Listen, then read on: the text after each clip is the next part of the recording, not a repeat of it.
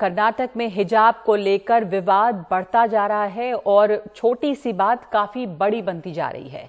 इसके ऊपर राजनीति सब तरफ से हो रही है। राज्य के कई शहर इस विवाद की चपेट में हैं। विवाद को बढ़ता हुआ देखकर कर्नाटक सरकार ने सभी हाई स्कूल और कॉलेज को अगले 3 दिनों के लिए बंद कर दिया है। आज बागलकोट, मांड्या, उडुपी, शिवमोगा में भी इसको लेकर प्रदर्शन हुए हैं, जिसकी ये तस्वीरें आप देख रहे हैं। ये कई अलग अलग इलाकों में प्रदर्शन किया गया है। मांड्या में, उडुपी में, शिवमोगा, बागलकोट, इन तमाम जगहों पे प्रदर्शन तो हुआ ही है। साथ ही साथ शिवमोगा में पत्थरबाजी हुई है, बागलकोट में भी पत्थरबाजी हुई है और यहाँ पे जबरदस्ती भगवा झंडा लगाने के बाद आज रात तक धारा 144 लगा दी गई है।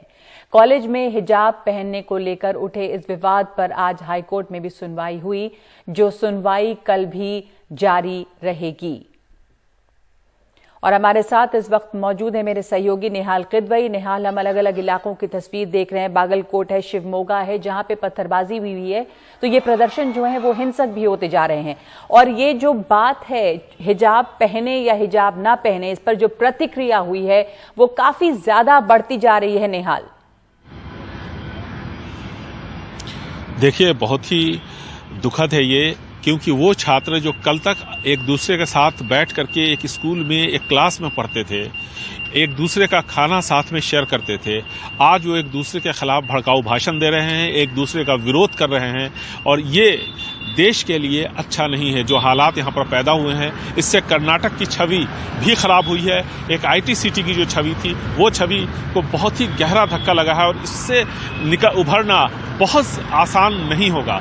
सरकार ने 3 दिन के लिए छुट्टी की घोषणा की है, क्योंकि कल बुधवार, गुरुवार और शुक्रवार के शनिवार रविवार को वैसे भी बंद रहते हैं। इस बीच में हाईकोर्ट का फैसला आएगा और वो फैसला सबको मान्य होगा। लेकिन यहाँ पर जो सवाल उठाए जा रहे हैं वो इस बात को लेकर के है कि आखिर ऐसा क्या हुआ कि कुछ लड़कियां, बहुत ही कम, जैसे कि आप उडुपी की बात कर लें, जहाँ पर यह सारा मामला जहाँ से शुरू हुआ, वहाँ 96 में से 6 लड़कियों के बारे में हमें जो शिक्षा मंत्री है BC नागेश, उन्होंने बताया कि 6 लड़कियों ने आपत्ति की थी। वो इसका हिजाब लगा करके क्लास में बैठ रही थी। हिजाब का मतलब यह नहीं होता कि पूरा बुर्का उन्होंने पहना था, चेहरे को छिपाया था। किसी को कोई आपत्ति नहीं थी। जो पहनना चाह रहा था पहन रहा था, जो नहीं पहनना चाह रहा था वो नहीं चाह रहा था। अचानक से ये मामला उठा और इस लेवल तक पहुंच गया है कि वो छात्र जो साथ में हमेशा रहते थे, एक दूसरे के सुख दुख में साथ में होते थे, एक दूसरे का टिफिन करते थे शेयर, वो आज एक दूसरे के खिलाफ बयानबाजी कर रहे हैं। हमारे ठीक पीछे कर्नाटक हाईकोर्ट है, सिग्नल वहां पर अच्छा नहीं होता, इसलिए हमें थोड़ा दूर आना पड़ा।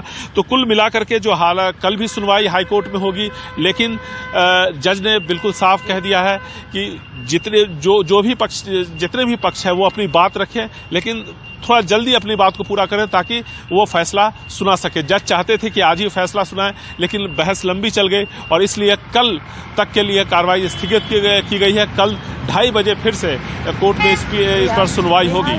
शिक्षा मंत्री ने इस बारे में अभी तक कोई बयान नहीं दिया। थोड़ी देर बाद उनकी प्रेस कॉन्फ्रेंस है। जी, मैं कह रही हूँ ये बहुत अफसोस की बात है कि एक छोटी सी बात, और ये हमेशा से रही कि कुछ लोग हिजाब पहनते हैं, कुछ नहीं पहनते हैं, कुछ बुर्का पहनते हैं, कुछ नहीं पहनते हैं। ये लोगों की अपनी मर्जी पर होता है। और जैसा आप कह रहे हैं कि कॉलेजेस में जहां पर छात्र एक दूसरे के साथ रहते थे, वो इतना बंटवारा हो गया है कि 2 गुट हैं। और आप तस्वीरें देखिए, बुर्का पहने, हिजाब पहने लड़कियां भी नारेबाजी कर रही हैं, भगवा शॉल ओढ़े लोग भी नारेबाजी कर रहे हैं। किस तरह से राजनीतिक पार्टियां जो हैं, दोनों ही गुटों को बढ़ावा दे रही हैं। देखिए, बहुत साफ है कि ऐसा नहीं है कि पहली बार 2, 3 या 6 लड़कियां हिजाब पहन करके क्लास में गई, लेकिन सवाल ये उठता है कि अचानक ये अभी क्यों हुआ। अगर इसकी आप जांच करें तो आपको पता चलेगा। थोड़ा सा इसके बैकग्राउंड में जाना होगा। ये मैंगलोर और उडुपी का जो इलाका है, वो पिछले 2.5 दशकों से आप देखिए तो संस्कृति और गौ रक्षा के नाम पर वहां पर काफी हंगामा होता रहा है। आपको याद होगा पब पे हमला भी इसी मैंगलोर में हुआ था, उडुपी से नजदीकी है वो। तो कुल मिलाकर के क्या हुआ कि कांग्रेस यहाँ पे काफी मजबूत थी, 2007-8 में जो में यहाँ पर चर्च पे बहुत हमले हुए, उसके बाद 2008 में जो विधानसभा के चुनाव हुए, उसका नतीजा ये हुआ कि दक्षिण कन्नड़ा जिला, जहाँ मैंगलोर और ये उडुपी आता है, वहाँ की 8 में से 4 सीटें कांग्रेस को मिली, 4 बीजेपी को मिली। उसके बाद क्या होता है? उसके बाद पब पे हमला होता है, संस्कृति के नाम पर काफी बवाल यहाँ पर होता है, कुछ हिंसा होती है दोनों तरफ से, और इसका पोलराइजेशन इतना ज्यादा होता है कि छात्र, जो युवा वर्ग है, वो नाराज हो जाता है। 2013 में जब विधानसभा के चुनाव हुए तो इन 8 सीटों में से 7 सीटें कांग्रेस को मिली और 1 सीट बीजेपी को मिली। ये नाराजगी थी बीजेपी के लिए, लेकिन फिर बीजेपी की वापसी होती है 2018 के चुनावों में, और इसमें यहाँ पर लव जिहाद, धर्मांतरण रोकथाम और साथ ही साथ गौरक्षा और यह सारे मुद्दे यहाँ पर उठे। और उसके बाद क्या हुआ कि 2018 में जो विधानसभा के चुनाव हुए, उसमें 8 में से 7 सीटें बीजेपी को मिली।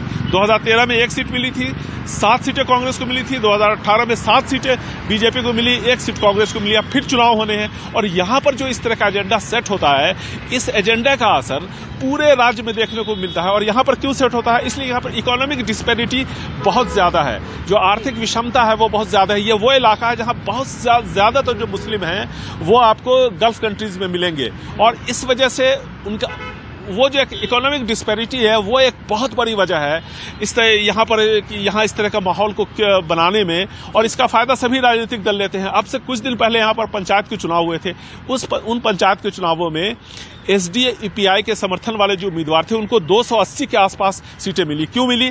कहते हैं कि एनआरसी सीए का जो प्रोटेस्ट हुआ, उस प्रोटेस्ट में जो पोलराइजेशन हुआ, उसका फायदा एसडीपीआई को मिला, और एसडीपीआई मुस्लिम हितों की बात करती है।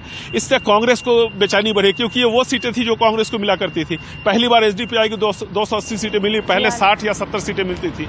अब बीजेपी की परेशानी यह है कि उनके गढ़ में अगर एसडीपीआई आगे बढ़ रहा है तो उन्हें भी परेशानी है। ऐसी सूरत में यह हिजाब का नया मामला सामने आया है। जाहिर है कि पोलराइजेशन की कोशिश है, लेकिन दुखद यह है कि इन राजनीतिक दलों के चक्कर में, भले ही ये सभी जितने भी राजनीतिक दल वो अपने आप को इससे अलग कर रहे हैं आधिकारिक तौर पर, लेकिन इतना ज्यादा मास मोबिलाइजेशन छात्रों का बगैर इनके समर्थन के नहीं हो सकता है। और ऐसे सूरत में राजनीतिक हितों को साधने के लिए अगले साल होने वाले विधानसभा चुनावों का एजेंडा तय करने के लिए इन्होंने छात्रों को उलझा दिया है, और ये बहुत ही दुखद है देश के लिए भी। और ये छात्र जो हैं वो इस प्रदर्शन में जुटे हुए हैं। जाहिर है कि बिना राजनीतिक पार्टियों, दोनों ही तरफ बिना राजनीतिक पार्टियों के समर्थन के इस तरह का ध्रुवीकरण नहीं हो सकता, और अगर ध्रुवीकरण होता है, पोलराइजेशन अगर होता है, तो फायदा किसको होता है ये आप हम सब अच्छी तरह से समझ सकते हैं। अफसोस की बात यह है कि कॉलेजेस इसकी वजह से, स्कूल इसकी वजह से, इस तरह के मुद्दे की वजह से 3 दिन के लिए बंद किए गए हैं। अब इस पर फैसला आना है कि क्या होगा आगे।